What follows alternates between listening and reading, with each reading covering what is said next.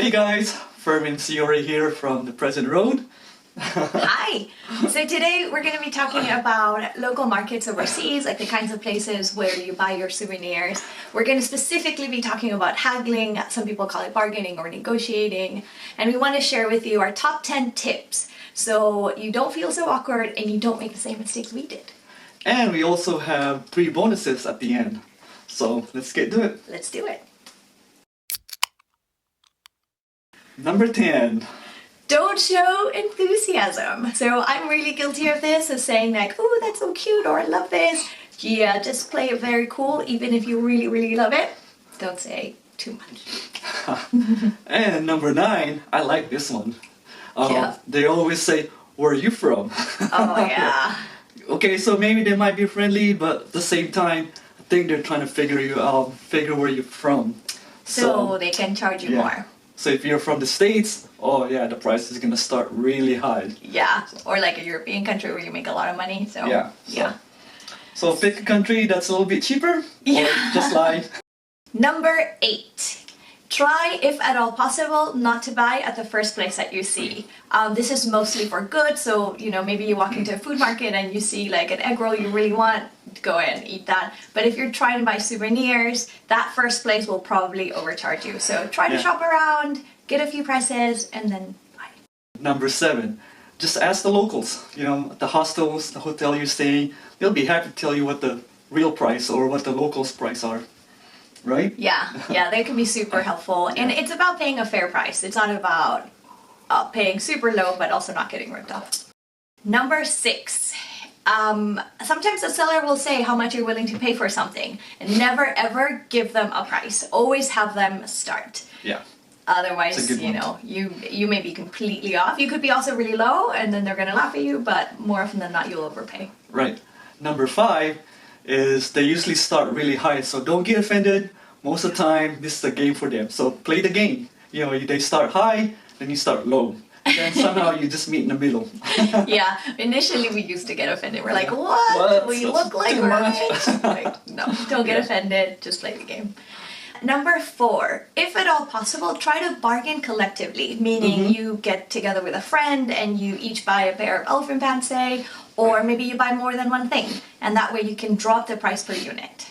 Number 3, when they say, oh, this is how much it costs, don't get offended and don't insult the product. Say, oh, that's not how much it's worth.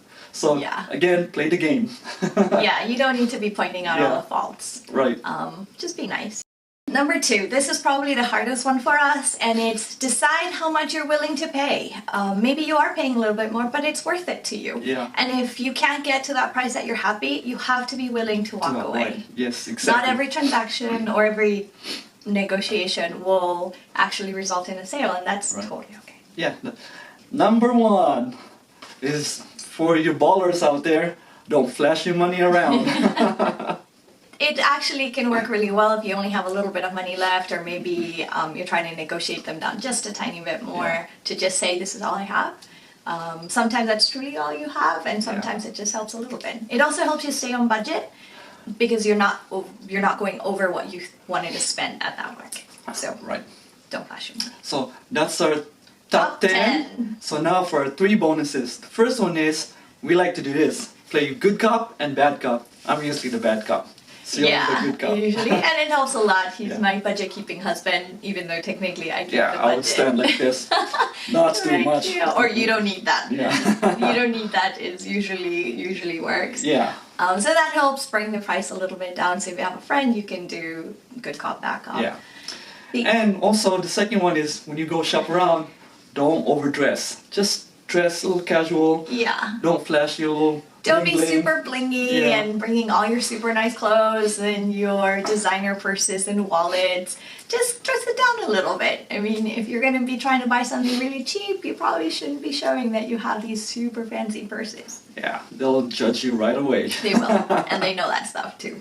And what's the last one? And the last one is just to make the experience a little bit better. Oh yeah, be nice. And be smile. nice, yes. Smile, but also try to learn a few of the local words. So when you walk in the shop, you can say hello, you can say thank you, or you can ask how much something costs. Oftentimes in our calculator or in the calculator on the phone, or maybe the vendor will show you the price on the calculator so you can communicate the price properly. Yeah. But just all these little things that don't really add to the price but add to the experience. Right. We recommend. And just remember, a lot of this is a game to them. So just, again, play the game and just have fun. Yeah, try to have as much fun, even though we didn't find it to be so fun, but it's part of the experience. Yeah. So that's all we have for today. If you have any questions or comments or tips that we didn't cover, please leave them in the comments below. We'd love to hear from you. So if you like this video, please like. And then if you haven't subscribed, please subscribe. We put out videos every Tuesday, and they're all about travel-related stuff. Yes. See you next time. Bye.